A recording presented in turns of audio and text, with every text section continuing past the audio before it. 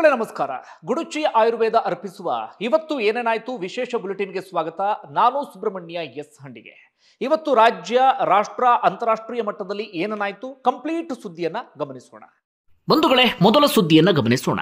ಇತ್ತೀಚೆಗಷ್ಟೇ ಅಜರ್ಬೈಜಾನ್ ವಿಮಾನ ದುರಂತವನ್ನ ನಾವೆಲ್ಲರೂ ಕೂಡ ಗಮನಿಸಿದ್ವಿ. ಬರೋಬ್ಬರಿ 38 ಮಂದಿ ಪ್ರಾಣವನ್ನ ಕಳ್ಕೊಂಡಿದ್ರೆ ಒಂದಷ್ಟು ಮಂದಿ ಪವಾಡದ ರೀತಿಯಲ್ಲಿ ಬಚಾವಾಗಿದ್ರು. ಅದರ ಬೆನ್ನಲ್ಲೇ ಇವತ್ತು ಮತ್ತೊಂದು ಅತಿ ಘೋರ ವಿಮಾನ ದುರಂತಕ್ಕೆ ಸೌತ್ ಕೊರಿಯಾ ಸಾಕ್ಷಿಯಾಗಿದೆ. ಇಡೀ ಜಗತ್ತೇ ಪ್ರಾಣವನ್ನ ಕಳ್ಕೊಂಡವರಿಗೆ ಸಂತಾಪವನ್ನು ಸೂಚಿಸ್ತಾ ಇದೆ. ಅಷ್ಟು ಮಾತ್ರ ಅಲ್ಲ, ಆ ವಿಮಾನ ದುರಂತ ಸಂಭವಿಸಿದ ರೀತಿ ನೋಡ್ತಾ ಇದ್ರೆ ಇಡೀ ಜಗತ್ತೇ ಬೆಚ್ಚಿ ಬಿದ್ದಿದೆ. ಪ್ರಾಣ ಕಳ್ಕೊಂಡಂತವರ ಸಂಖ್ಯೆ ಬರೋಬ್ಬರಿ 179 ಮಂದಿ. 181 ಪ್ರಯಾಣಿಕರಲ್ಲಿ ಇಬ್ಬರು ಮಾತ್ರ ಪವಾಡ ಎನ್ನುವ ರೀತಿಯಲ್ಲಿ ಪ್ರಾಣವನ್ನ ಉಳಿಸಿಕೊಂಡಿದ್ದಾರೆ, ಅಂದ್ರೆ ಅವನ್ನ ರಕ್ಷಣೆ ಮಾಡಲಾಗಿದೆ. ಇನ್ನುಳಿದಂತೆ 179 ಮಂದಿ ಸುಟ್ಟು ಕರಕಲಾಗಿ ಹೋಗಿಬಿಟ್ಟಿದ್ದಾರೆ.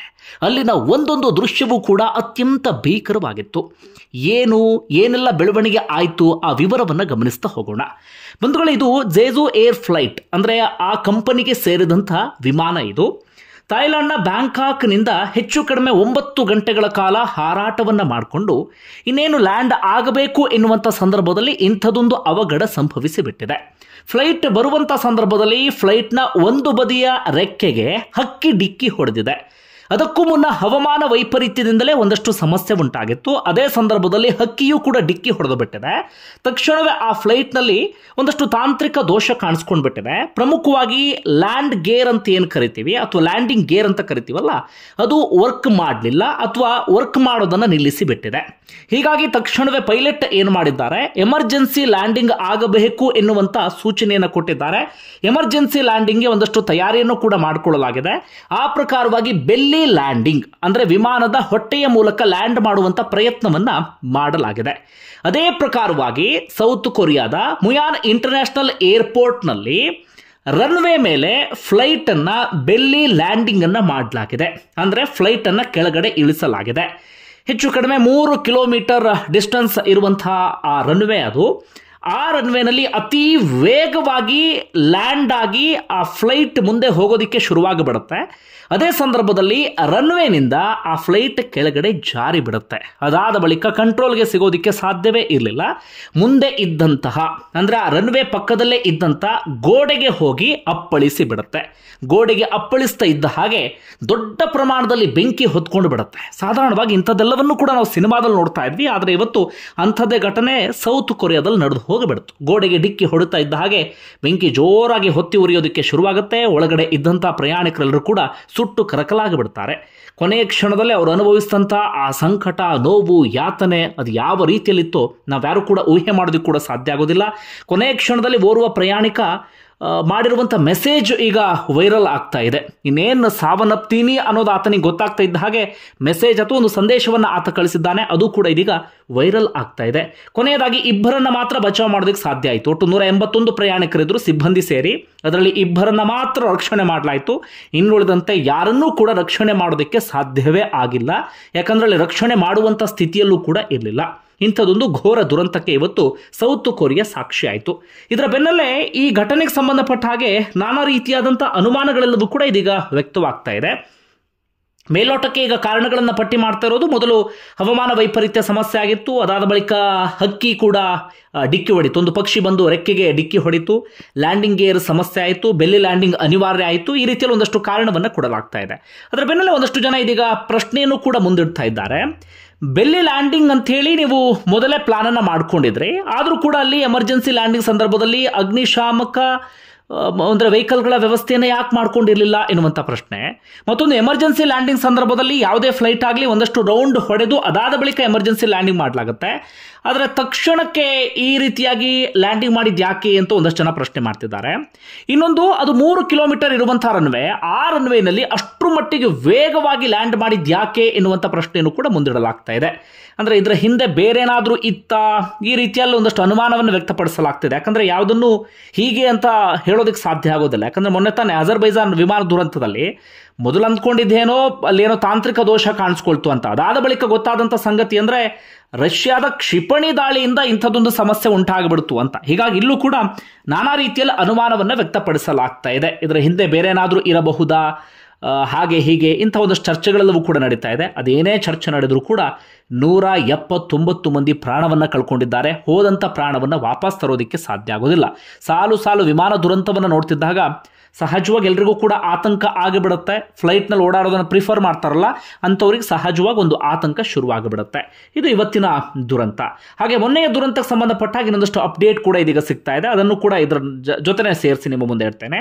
ಅಜರ್ಬೈಜಾನ್ ವಿಮಾನ ದುರಂತಕ್ಕೆ ಸಂಬಂಧಪಟ್ಟಾಗೆ 38 ಮಂದಿ ಪ್ರಾಣವನ್ನು ಕಳ್ಕೊಂಡಿದ್ರಲ್ಲ, ಅದು ರಷ್ಯಾದ ಕ್ಷಿಪಣಿ ದಾಳಿಯಿಂದಲೇ ನಡೆದಂಥ ದುರಂತ ಅಂತ ಇದೀಗ ಅಜರ್ಬೈಜಾನ್ನ ಅಧ್ಯಕ್ಷರು ಹೇಳಿಕೆಯನ್ನು ಕೊಟ್ಟಿದ್ದಾರೆ. ರಷ್ಯಾ ಸತ್ಯವನ್ನ ಮರೆಮಾಚ್ತಾ ಇದೆ, ಟ್ರುತ್ ಅನ್ನ ಅವರು ಅಡಗಿಸಿಡುವಂತ ಕೆಲಸವನ್ನ ಮಾಡ್ತಿದ್ದಾರೆ, ಆದ್ರೆ ಅವರಿಂದಲೇ ಆಗಿರುವಂತ ಇನ್ಸಿಡೆಂಟ್ ಅಂತ ಹೇಳಿ ಅಧ್ಯಕ್ಷರು ಹೇಳ್ತಿದ್ದಾರೆ.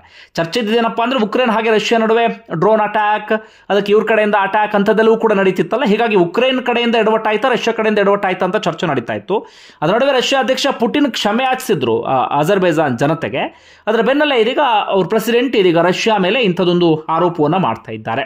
ಅದರ ಬೆನ್ನಲ್ಲೇ ಇವತ್ತು ಮತ್ತೊಂದು ಇನ್ಸಿಡೆಂಟ್ ಕೂಡ ನಡೆದು ಬಿಡ್ತು. ಅದು ಏರ್ ಕೆನಡಾ ವಿಮಾನದಲ್ಲಿ ಬೆಂಕಿ ಕಾಣಿಸ್ಕೊಂಡು ಬಿಡ್ತು ಲ್ಯಾಂಡಿಂಗ್ ಆಗುವಂತ ಸಂದರ್ಭದಲ್ಲಿ. ಆ ದೃಶ್ಯವೂ ಕೂಡ ಅತ್ಯಂತ ಭೀಕರವಾಗಿತ್ತು ಒಟ್ಟಾವದ ಹ್ಯಾಲಿಫ್ಯಾಕ್ಸ್ ಅಂತಾರಾಷ್ಟ್ರೀಯ ವಿಮಾನ ನಿಲ್ದಾಣದಲ್ಲಿ. ಅದರ ಅದೃಷ್ಟವಶಾತ್ ಯಾರಿಗೆ ಯಾವುದೇ ರೀತಿಯಲ್ಲೂ ಕೂಡ ಪ್ರಾಣಾಪಾಯ ಆಗಿಲ್ಲ. ನಿಮಗೆ ಅಥವಾ ನಿಮ್ಮ ಹತ್ತಿರದವರಿಗೆ ಡಯಾಬಿಟಿಸ್ ಇದ್ರೆ ಈಗ ಚಿಂತೆ ಬೇಡ.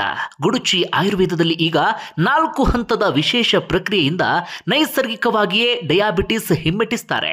ಪ್ರತಿದಿನ 120ಕ್ಕೂ ಹೆಚ್ಚು ಮಂದಿ ಇನ್ಸುಲಿನ್ ಮತ್ತು ಔಷಧಿಯಿಂದ ಹೊರಬರಲು ಗುಡುಚಿಗೆ ಭೇಟಿ ಕೊಡ್ತಾರೆ. ಇಲ್ಲಿವರೆಗೆ ಸಾವಿರಾರು ಮಂದಿ ಗುಡುಚಿಯಿಂದಾಗಿ ಹೊಸ ಬದುಕು ಕಂಡಿದ್ದಾರೆ. ಡಯಾಬಿಟಿಸ್ ಹಿಮ್ಮೆಟ್ಟಿಸಿ ಹೊಸ ಜೀವನಕ್ಕೆ ಕಾಲಿಡಲು ಈಗಲೇ ತಜ್ಞರಿಗೆ ಕರೆ ಮಾಡಿ 6363265353. ಮುಂದಿನ ಸುದ್ದಿ ಅದು ಮಂಡ್ಯಗೆ ಸಂಬಂಧಪಟ್ಟ ಹಾಗೆ ಒಂದು ವಿಚಿತ್ರವಾದಂಥ ಇನ್ಸಿಡೆಂಟ್. ನೀವೆಲ್ಲರೂ ಕೂಡ ಕೇಳೋದಕ್ಕೆ ಬಯಸ್ತೀರಿ ಅಂದರೆ ಸಪ್ರೇಟ್ ಆದಂಥ ಒಂದು ವಿಡಿಯೋವನ್ನು ಮಾಡ್ತೀನಿ. ಯಾಕಂದರೆ ಒಂದಷ್ಟು ಜನರಿಗೆ ಜಾಗೃತಿ ಮೂಡಲಿ ಎನ್ನುವಂಥ ಕಾರಣಕ್ಕಾಗಿ. ಎಂತೆಂಥ ಹುಚ್ಚು ಪ್ರೇಮಿಗಳಿರ್ತಾರೆ ಅನ್ನೋದು ಅರ್ಥ ಆಗೋದಿಲ್ಲ.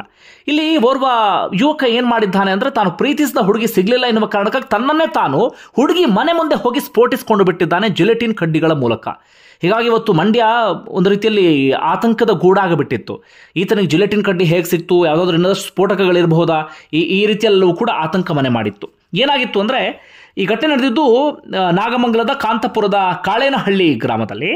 ಈ ನಾಗಮಂಗಲದ ಬಸವೇಶ್ವರ ನಗರ ವಾಸಿ ರಾಮಚಂದ್ರ ಅಂತ ಆತನ ಹೆಸರು. ಆತ ಓರ್ವ ಅಪ್ರಾಪ್ತ ಯುವತಿಯನ್ನ ಪ್ರೀತಿಸ್ತಾ ಇದ್ದಂತೆ. ಕಳೆದ ವರ್ಷ ಇಬ್ರು ಕೂಡ ಓಡ್ ಹೋಗಿದ್ದಾರೆ. ಅದಾದ ಬಳಿಕ ಇಬ್ಬರನ್ನು ಕರೆಸ್ಕೊಂಡಾದ ಬಳಿಕ ಆತನ ಮೇಲೆ ದೂರನ್ನ ದಾಖಲಿಸಲಾಗಿದೆ. ಪೋಕ್ಸೋ ಕೇಸ್ ದಾಖಲಾಗಿತ್ತು. ಆತ ಅರೆಸ್ಟ್ ಕೂಡ ಆಗಿದ್ದ, ಜೈಲಲ್ಲಿದ್ದ. ಅದಾದ ಬಳಿಕ ಎರಡೂ ಕುಟುಂಬಸ್ಥರು ಸೇರಿ ಸಂಧಾನ ಮಾಡ್ಕೊಂಡಿದ್ದಾರೆ. ಆತ ಜೈಲಿನಿಂದ ಹೊರಗಡೆ ಬಂದಾದ ಬಳಿಕ ಹುಡುಗಿ ಈತನ ಕಾಂಟ್ಯಾಕ್ಟ್ಗೆ ಸಿಕ್ಕೇ ಇಲ್ಲ. ಈತ ಆಕೆಯನ್ನು ಸಂಪರ್ಕಿಸೋದಕ್ಕೆ ನಾನಾ ರೀತಿಯಲ್ಲಿ ಪ್ರಯತ್ನವನ್ನು ಪಟ್ಟಿದ್ದಾನೆ. ಯಾವಾಗ ಸಿಕ್ಕಿಲ್ಲ ಅಂತ ಗೊತ್ತಾಯ್ತು, ಸೀದಾ ಯುವತಿ ಮನೆ ಮುಂದೆ ಹೋಗ್ಬಿಟ್ಟು ಜಿಲೆಟಿನ್ ಕಡ್ಡಿಗಳ ಮೂಲಕ ತನ್ನನ್ನು ತಾನು ಸ್ಫೋಟಿಸಿಕೊಂಡು ಬಿಟ್ಟಿದ್ದಾನೆ. ಆತನ ಪ್ರಾಣ ಪಕ್ಷಿ ಹೊರಟೋಗ್ಬಿಟ್ಟಿದೆ. ಸದ್ಯ ಘಟನೆಗೆ ಸಂಬಂಧಪಟ್ಟಾಗ ಸಾಕಷ್ಟು ಚರ್ಚೆ ಆಗ್ತಾ ಇದೆ. ಆತನಿಗೆ ಜಿಲೆಟಿನ್ ಕಡ್ಡಿ ಹೇಗೆ ಸಿಕ್ತು, ಏನು ಎತ್ತ ಅಂತ ಹೇಳಿ. ಆದರೆ ಓರ್ವ ಯುವತಿಗೋಸ್ಕರ ಅಪ್ಪ ಅಮ್ಮ ಅದು ಯಾರನ್ನೂ ಕೂಡ ಯೋಚನೆ ಮಾಡದೆ ತನ್ನನ್ನು ತಾನು ಸಾಯಿಸ್ಕೊಂಡು ಬಿಟ್ನಲ್ಲ, ಅದು ಹೇಗೆ ಅರ್ಥ ಆಗ್ತಿಲ್ಲ. ಮುಂದಿನ ಸುದ್ದಿ ಗುತ್ತಿಗೆದಾರ ಸಚಿನ್ ಸಾವಿಗೆ ಸಂಬಂಧಪಟ್ಟ ಹಾಗೆ ಸಾಲು ಸಾವಿನ ಸುದ್ದಿಗಳನ್ನು ಇವತ್ತು ನೋಡಬೇಕಾಗಿದೆ. ಆತ ಮಾಡಿದಂಥ ಆರೋಪ ನಿಮ್ಮೆಲ್ಲರಿಗೂ ಕೂಡ ಗೊತ್ತಾಯಿದೆ. ಗುತ್ತಿಗೆದಾರ ಸಚಿವರಾಗಿರುವಂಥ ಪ್ರಿಯಾಂಕ ಖರ್ಗೆ ಆಪ್ತ ರಾಜು ಕಪನೂರು ವಿರುದ್ಧ ಆರೋಪವನ್ನು ಮಾಡಲಾಗಿತ್ತು. ಏನಂತ, ಈ ರಾಜು ಕಪನೂರು ಎನ್ನುವಂಥ ವ್ಯಕ್ತಿ 15 ಲಕ್ಷ ಲಂಚ ತಗೊಂಡಿದ್ದಾರೆ. ಅದು ನನಗೆ ಟೆಂಡರ್ ಅನ್ನು ಕೊಟ್ಟಿಲ್ಲ. ಅಷ್ಟು ಮಾತ್ರ ಅಲ್ಲ, ಜೊತೆಗೆ 1 ಕೋಟಿ ಹಣಕ್ಕೆ ಡಿಮ್ಯಾಂಡ್ ಕೊಡ್ತಿದ್ದಾರೆ, ನನಗೆ ಮಾನಸಿಕವಾದಂಥ ಹಿಂಸೆಯನ್ನು ಕೊಡ್ತಿದ್ದಾರೆ ಎನ್ನುವಂಥ ಆರೋಪವನ್ನು ಮಾಡಿದ್ರು ಸಚಿನ್. ಅಂದ್ರೆ ಅವರು ಕೊನೆಯದಾಗ ಬರೆದಿರುವಂಥ ಡೆತ್ ನೋಟಲ್ಲಿ ಅದೆಲ್ಲವೂ ಕೂಡ ಪತ್ತೆಯಾಗಿತ್ತು.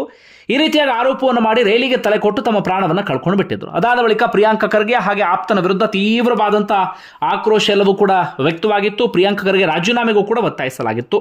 ಅದರ ಬೆನ್ನಲ್ಲೇ ಇವತ್ತಾದಂಥ ಬೆಳವಣಿಗೆ ಅಂದರೆ ಕುಟುಂಬಸ್ಥರ ಮನೆಗೆ ಈಶ್ವರ್ ಖಂಡ್ರೆ ಹೋಗಿದ್ರು. ಅವ್ರ ಜೊತೆಗೆ ಒಂದಷ್ಟು ಹೊತ್ತುಗಳ ಕಾಲ ಮಾತಾಡಿದ್ರು ಕುಟುಂಬಸ್ಥರ ಜೊತೆಗೆ. ಅವ್ರ ಸಂತಾಪ ಸೂಚಿಸುವಂಥ ಕೆಲಸ ಎಲ್ಲವೂ ಕೂಡ ಆಯಿತು. ಅದರ ನಡುವೆ ಇವತ್ತು ಒಂದಷ್ಟು ಬೆಳವಣಿಗೆ ಕೂಡ ಆಯಿತು. ಏನಪ್ಪ ಅಂದರೆ ಕುಟುಂಬಸ್ಥರು ಪೊಲೀಸರ ವಿರುದ್ಧ ಆಕ್ರೋಶವನ್ನು ಹೊರಹಾಕಿದ್ರು. ಪೊಲೀಸರನ್ನ ಮನೆ ಒಳಗಡೆ ಎಂಟ್ರಿ ಕೊಡೋದಕ್ಕೂ ಕೂಡ ಬಿಡಲಿಲ್ಲ. ನಾವು ಸಚಿನ್ ಕಾಣೆಯಾದಾಗ ಪೊಲೀಸ್ ಠಾಣೆಗೆ ದೂರು ಕೊಡೋದಕ್ಕಂತ ಹೋಗಿಬಿಟ್ರೆ ಪೊಲೀಸರು ನಮ್ಮನ್ನು ತುಂಬ ಕೆಟ್ಟದಾಗಿ ನಡೆಸ್ಕೊಂಡು ಬಿಟ್ರು. ಸರಿಯಾಗಿ ದೂರನ್ನು ಕೂಡ ಸ್ವೀಕರಿಸಲಿಲ್ಲ. ತಕ್ಷಣಕ್ಕೆ ದೂರನ್ನು ಸ್ವೀಕರಿಸಿದ್ರೆ ಇವತ್ತು ನಮ್ಮ ಮನೆಯ ಹುಡುಗ ಸಚಿನ್ ಬದುಕ್ತಾ ಇದ್ದ. ಸಾವಿಗೆ ಪೊಲೀಸರೇ ಕಾರಣ. ಒಬ್ಬರು ಒಳಗಡೆ ಎಂಟ್ರಿ ಕೊಡಬಾರ್ದು ಅಂತ ಹೇಳಿ ತೀವ್ರವಾದಂಥ ವಿರೋಧವನ್ನು ವ್ಯಕ್ತಪಡಿಸಿದ್ರು. ಹೀಗಾಗಿ ಪೊಲೀಸರೆಲ್ಲರೂ ಕೂಡ ಮನೆಯ ಹೊರಗಡೆ ನಿಂತ್ಕೊಳ್ಳುವಂಥ ಪರಿಸ್ಥಿತಿ ಎದುರಾಯಿತು. ಇದು ಕೇವಲ ಇಲ್ಲೊಂದು ಕಡೆ ಅಂತಲ್ಲ, ಸಾಕಷ್ಟು ಕಡೆಗಳಲ್ಲಿ ಹೀಗೆ ಆಗತ್ತೆ. ಒಂದು ದೂರು ಕೊಡಬೇಕು ಅಂದರೆ ನಾವು ಪರದಾಡುವಂಥ ಪರಿಸ್ಥಿತಿ ಅದೆಷ್ಟೋ ಪೊಲೀಸ್ ಸ್ಟೇಷನ್ಗಳಲ್ಲಿ ಇದೆ. ಯಾವಾಗ ಬದಲಾಗುತ್ತೋ ಗೊತ್ತಿಲ್ಲ. ಇದು ಇದರ ನಡುವೆ ಈಶ್ವರ್ ಖಂಡ್ರೆ ಆ ಕುಟುಂಬಸ್ಥರಿಗೆ 10 ಲಕ್ಷ ರೂಪಾಯಿ ಪರಿಹಾರವನ್ನು ಘೋಷಣೆ ಮಾಡಿದ್ರು. ಇನ್ನೊಂದು ಕಡೆಯಿಂದ ಬಿಜೆಪಿ ನಿಯೋಗವೂ ಕೂಡ ಭೇಟಿ ಕೊಟ್ಟಿದೆ. ಒಟ್ಟಾರೆಯಾಗಿ ಸಚಿನ್ ಸಾವು ಇದೀಗ ರಾಜಕೀಯ ರೂಪವನ್ನು ಪಡೆದುಕೊಂಡಿದೆ. ಇದು ಸರಿಯಾದ ರೀತಿಯಲ್ಲಿ ತನಿಖೆ ಆಗಿ ಇದರ ಹಿಂದೆ ಯಾರಿದ್ದಾರೆ, ಏನು ಎತ್ತ ಎಲ್ಲವೂ ಕೂಡ ಹೊರಗಡೆ ಬರಬೇಕಾಗತ್ತೆ. ಸಮ್ ಟೈಮ್ ಈ ರೀತಿಯಾಗಿ ಸಚಿವರೇ ಲಂಚವನ್ನು ಸ್ವೀಕರಿಸ್ತಿರ್ತಾರೆ. ಇನ್ನೊಂದಷ್ಟು ಸಂದರ್ಭದಲ್ಲಿ ಸಚಿವರ ಹೆಸರು ಹೇಳ್ಕೊಂಡು ಅವ್ರ ಚೇಲಾಗಳು ಹಣವನ್ನು ನುಂಗ ಹಾಕ್ತಿರ್ತಾರೆ. ಈ ರೀತಿಯಾಗಿ ಗುತ್ತಿಗೆದಾರರಿಗೆ ಹಿಂಸೆಯನ್ನು ಕೊಡ್ತಿರ್ತಾರೆ. ಹೊಸದಲ್ಲ, ಎಲ್ಲ ಸರ್ಕಾರದಲ್ಲೂ ಕೂಡ ಇದು ಮಾಮೂಲಿ ಆಗಿಬಿಟ್ಟಿದೆ. ಇದೀಗ ಮತ್ತೊಂದು ಅಂಥದ್ದೇ ಕೇಸ್ ಇದೀಗ ಸದ್ದು ಮಾಡ್ತಾ ಇದೆ. ಮುಂದಿನ ಸುದ್ದಿ KPSCಗೆ ಸಂಬಂಧಪಟ್ಟ ಹಾಗೆ. KPSC ಯಾವಾಗ ಸರಿಯಾಗುತ್ತೋ ಗೊತ್ತಿಲ್ಲ, ಭ್ರಷ್ಟರ ಕೂಪ ಆಗಿಬಿಟ್ಟಿದೆ. ಕಳೆದ ಬಾರಿ ಗೆಜೆಟೆಡ್ ಪ್ರೊಫೆಷನರಿ ಎಕ್ಸಾಮ್ ನಿಮ್ಮೆಲ್ಲರಿಗೂ ಕೂಡ ಗೊತ್ತು. ಆಗಸ್ಟ್ 27ರಂದು ಪರೀಕ್ಷೆ ನಡೆಯಿತು. ಬರೀ ಪರೀಕ್ಷೆಯಲ್ಲಿ ಎಡವಟ್ಟು, ಸರಿಯಾಗಿ ಕನ್ನಡಕ್ಕೆ ಅನುವಾದವನ್ನು ಕೂಡ ಮಾಡಿರಲಿಲ್ಲ. ಹೀಗಾಗಿ ತೀವ್ರ ಆಕ್ರೋಶ ವ್ಯಕ್ತವಾದಂಥ ಕಾರಣಕ್ಕಾಗಿ ಪರೀಕ್ಷೆಯನ್ನು ರದ್ದುಗೊಳಿಸಲಾಗಿತ್ತು. ಅಂತಿಮವಾಗಿ ಮರುಪರೀಕ್ಷೆ ನಿಗದಿಯಾಗಿತ್ತು. ಇವತ್ತು ಮರುಪರೀಕ್ಷೆ ನಡೀತು. ಮತ್ತೆ ಅದೇ ಅವಾಂತರ. 3-4 ಪ್ರಶ್ನೆ ಇವತ್ತು ಕೂಡ ಟ್ರಾನ್ಸ್ಲೇಟ್ ಮಾಡುವಾಗ ಎಡವಟ್ಟಾಗಿದೆ. ಅಕ್ಷರಗಳ ಲೋಪದೋಷ ಕಂಡು ಬಂದಿದೆ.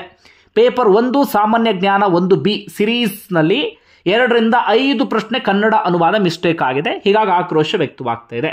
ಇನ್ನೊಂದು ಕಡೆಯಿಂದ ವಿಜಯಪುರ, ಕೋಲಾರ, ಇನ್ನೊಂದಷ್ಟು ಕಡೆಗಳಲ್ಲಿ ಈ OMR ಪತ್ರಿಕೆ ಮತ್ತು ರಿಜಿಸ್ಟರ್ ನಂಬರ್ನಲ್ಲಿ ಅದಲು ಬದಲಾಗ್ಬಿಟ್ಟಿದೆ. ಅಂಥದ್ದೊಂದಷ್ಟು ಸಮಸ್ಯೆಯೂ ಕೂಡ ಆಯಿತು. ಹೀಗಾಗಿ ಅಭ್ಯರ್ಥಿಗಳು ಆಕ್ರೋಶವನ್ನು ಹೊರಹಾಕಿದ್ರು. ಈ KPSC ಅದು ಯಾವಾಗ ಸರಿಯಾಗುತ್ತೋ ಗೊತ್ತಿಲ್ಲ. ನೆಟ್ಟ ಒಂದು ಪರೀಕ್ಷೆಯನ್ನು ಕೂಡ ಅವ್ರಿಗೆ ನಡೆಸೋದಕ್ಕೆ ಸಾಧ್ಯ ಆಗೋದಿಲ್ಲ. ಇದಿಷ್ಟು ಹೊತ್ತಿನ ಸುದ್ದಿ. ಏನನ್ಸುತ್ತೆ ಕಾಮೆಂಟ್ ಬಾಕ್ಸಲ್ಲಿ ಮೆನ್ಷನ್ ಮಾಡಿ. ಧನ್ಯವಾದ.